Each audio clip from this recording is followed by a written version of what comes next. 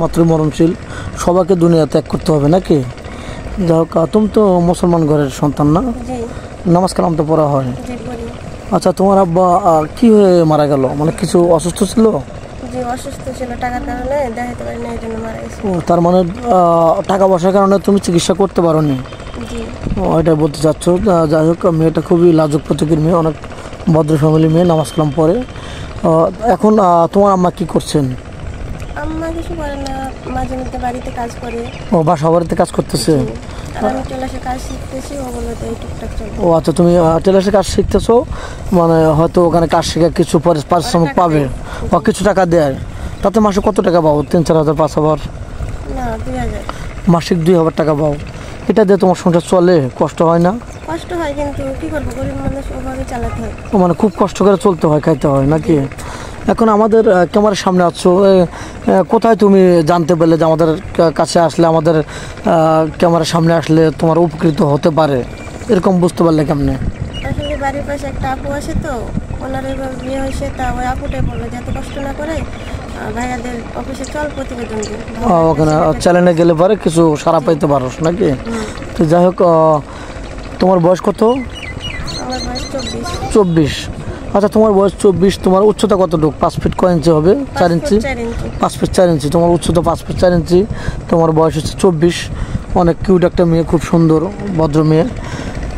তোমার সাথে কত বছর হলে পরে তোমার সাথে মেয়ে ছুট হবে তুমি মনে করো?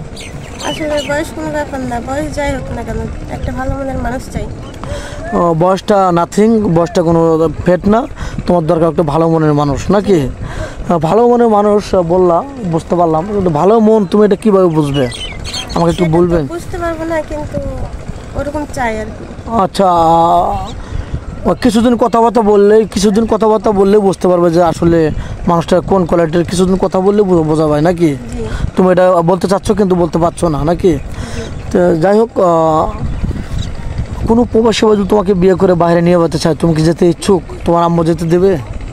যেতে দেবো, কারণ না যেতে দিলে তো যাওয়া লাগবে, কারণ যে আমাকে বিয়ে করবে তার সাথে তো থাকা লাগবে সারা জীবন, তাই না? হ্যাঁ হ্যাঁ, অবশ্যই। আর কোনো প্রবাসী যদি 1-2 বাচ্চা আছে, তার ওয়াইফ চলে গেছে বা মারা গেছে বা একদম অসুস্থ, আর একটা বউ তার লাগবে, চালাতে পারবে, সেক্ষেত্রে তোমার কোনো বাধা ভিন্ন? সমস্যা নেই, তার বউ থাকলেও সমস্যা নেই, সে যদি চালাতে পারে আমি থাকবো। ও আচ্ছা, ঠিক আছে। মানে তুমি বলতে চাচ্ছ যে তার ওয়াইফ থাকলে আমার প্রবলেম নেই, সে যদি 2টা ওয়াইফকে চালাতে পারে তাহলে আমার আপত্তি নেই নাকি? এটাই তো। এখন তোমার কি যৌথ ফ্যামিলি পছন্দ নাকি সিঙ্গেল ফ্যামিলি পছন্দ? সমস্যা নেই, যেটা হবে আমি সেটাইতে হ্যাপি। যেটা হবে ওটা কপালে যেটা আছে আর কি। যাই হোক, সুন্দর কথা বলছো। তোমার নসিবে কোনটা আছে তুমি তো জানো না, কপালে যেরকম আছে ওটা তুমি মেনে নেবে। যাই হোক, বিয়ার পরে স্বামীকে ভালোবেসে কি বলে ডাকবে? জান বলে ডাকবা। অনেক সুন্দর কথা, খুবই ভালো লাগলো। যাই হোক, স্কিপার বাড়াতে চাচ্ছি না, সময়ের মূল্য সবার কাছে অনেক বেশি, আর 2-4-5 মিনিটের মধ্যে জীবন গল্প শেষ করা যায় না। তোমার ফোন নাম্বারটা স্ক্রিনে দিয়ে দাও। আমার কোনো ফোন নাই, গরিব মানুষ, এখনো ফোন কেন নেই না? যাই হোক, সুপ্রিয় দর্শক বন্ধু, মেয়েটা কোনো ফোন নেই, খুবই ভালো মেয়ে, নামাজ কালাম পড়ে, মুসলমান মানুষ, ছোটোবেলাও মাদ্রাসায় লেখাপড়া করছে, ক্লাস 5 পর্যন্ত, ঠিক কিনা? যা শুনতে পারছে ওটা বললাম। তো আমাদের নাম্বার দেওয়া থাকবে, মানে ইউটিউব চ্যানেল কর্তৃপক্ষের নাম্বার দেওয়া থাকবে, কেউ ভিডিও কল দেবেন না।